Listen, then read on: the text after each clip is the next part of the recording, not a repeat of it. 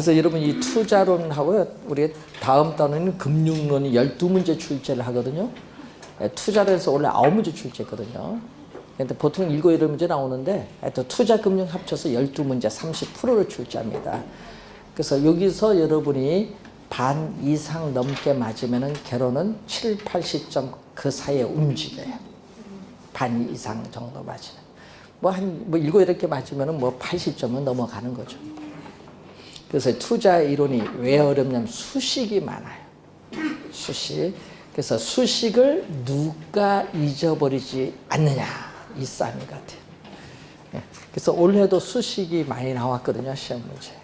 그래서 학생들이 어려워한 이유가 원래 계산 문제 투자론은 좀 쉬웠는데 수식이 많은 수식이 시험에 내다 보니까 그걸 포기하신 분들은 원래 점수들이 안 나와서 어려웠던 것 같아요. 자, 오늘 하나 뭐 배웠죠? 아까 부채 비율 하나 배웠죠? 부채 비율 배우고 또 하나 뭐 배웠죠? 지금 현재 가치, 미래 가치에서 일시불의 미래 가치 개수, 일시불의 현재 가치 개수 배웠어요. 자, 그럼 나머지는 뒤에 가서 좀 우리가 배우시면 될 것 같고, 자, 거기에 관련해서 194페이지 보시면은 위험으로 한번 가보겠습니다. 리스크라고 하죠. 자, 여러분이 위험은 리스크입니다. 자, 여러분이 미래에 불확실성에 투자를 하게 되면은 당연히 위험이 따르기 마련이에요. 그래서 이 위험이라는 것은 우리 간단히 이 미래에 있어서의 이 불확실성의 정도. 자, 우리 유명한 불확실성의 시대를 쓴 갤브레스라는 학자가 있어요. 그래서 미래의 불확실성의 정도를 뭐라고 한다? 위험이다. 또 우리 주식시장에서 보면은 뭐라고 하죠? 주식시장에서 보면은 뭐 변동에 있어서의 가능성 또는 변동성, 변동의 가능성, 변동성 자체를 위험이라고 해요. 그래서 우리 경영학의 재무관리에서는 장래 기대되는 소득의 변동의 가능성을 위험이라고 합니다. 위험이 이렇게 여러 가지 개념으로 나타나는데 미래의 불확실성의 정도가 크고 변동성, 변동의 가능성이 크면은 뭐도 높다?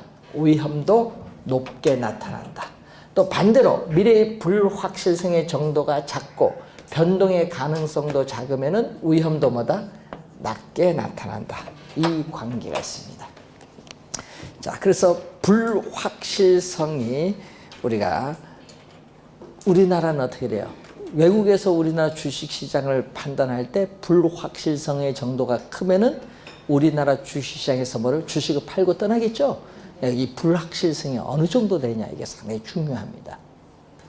자, 그러면 이 위험의 개념을 봤는데 거기 또 밑에 보시면은 부동산 투자에 따르는 위험의 유형이 나오죠. 자, 부동산 투자에 따르는 위험의 유형이 여러 가지가 나오는데 우선 사업상 위험이 있어요.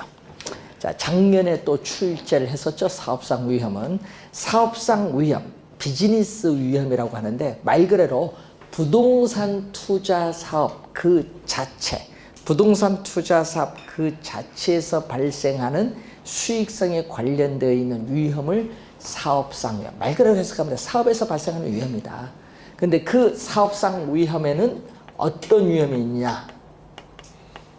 자, 사업상 위험에는 뭐 세 가지 위험이 있죠. 우선은 무슨 위험? 시장 위험이 있어요. 시장 위험은 시장의 불확실성, 시장의 수요와 공급의 불확실성에서 발생하는 위험입니다. 자, 여러분이 시장에서 우리가 분양이 잘 될 것이라고 예측을 해서 분양을 했는데 분양률이 저조하다. 그럼 그건 무슨 위험? 시장 위험. 그런 게 시장 위험입니다. 예. 시장 위험도 있지만은 또 운영 위험이라는 게 있죠. 운영은 부동산을 운영하는 데 발생하는 위험이에요. 자, 운영하는 데 드는 비용이 뭐죠? 여러분 부동산을 운영하고 부동산을 운영하고 유지하는 데 드는 비용이 영업 경비라고 해. 또는 운용 비용. 여러분 우리 막 말을 시험에 낼 때는요, 막 바꿔서 출제하니까 운용 비용입니다. 부동산을 운영하고 유지하는 데 드는 비용을 영업 경비, 운용 비용이라고 해요. 그러면 이 영업 경비가 부동산을 운영하고 유지하는 데 드는 비용, 영업 경비가 급격하게 상승을 하면은 당연히 부동산에 대한 수익률이 뭐죠? 비용이 많이 들면 수익률이 하락을 하죠. 이런 위험이 무슨 위험? 운영 위험에 쉽게 얘기하면은. 자, 그래서 이런 운영상의 위험도 나타나고 또 위치 관련된 또 위험이 있어요. 부동산은 위치가 또 고정되어 이동시킬 수 없다 보니까 유리한 위치에 있느냐 불리한 위치에 있느냐 위치에 따라 뭐가 달라요? 수익률이 달라질 수 있죠. 네? 그런 위험. 위치가 고정되어 있기 때문에 안게 되는 위험을 무슨 위험? 위치적 위험이에요. 그래서 우리 상가 우리 볼 때는 첫째도 위치, 둘째도 위치, 셋째도 위치라고 늘 얘기해요. 목이 좋아야 한다. 위치가 좋아야 된다 얘기죠. 그만큼 위치적 위험도 부동산은 또 많이 나타나요. 이런 건 다 무슨 위험? 사업상 위험입니다. 자, 또 무슨 위험이냐? 금융. 자, 금융은 또 나중에 배울 텐데 금융은 자금의 융통을 금융이라고 해요. 여러분 자금의 융통 이걸 줄여서 뭐죠? 금융. 그러면 금융상에 또 뭐가 발생한다? 위험이 발생한다. 그러면 말 그대로 풀이합니다. 자금을 뭐 함으로써 융통받음으로써 생기는 위험이에요. 그러면 금융기관으로부터 자금을 융통받는 건 대출받는 거죠. 그러면 금융기관으로부터 대출받은 대출 금액이 많을수록 여러분은 원금 이자를 합쳐서 원리금이라고 해요. 이 원리금 상환 부담이 높아져요. 그럼 원리금 상환 부담이 높아지면은 여러분 디폴트, 원금 이자를 제때 못 갚는 걸 디폴트라고 해요. 이걸 번역하면은 채무 불이행이라고 하는데 채무가 불이행될 가능성이 점점 커지게 되는 위험을 무슨 위험? 금융위험. 금융위험. 자금을 융통받음으로써 생기는 위험이에요. 자, 금융상의 위험도 나타나지만 또 무슨 위험도 있냐면은 또 법적 위험도 있어요.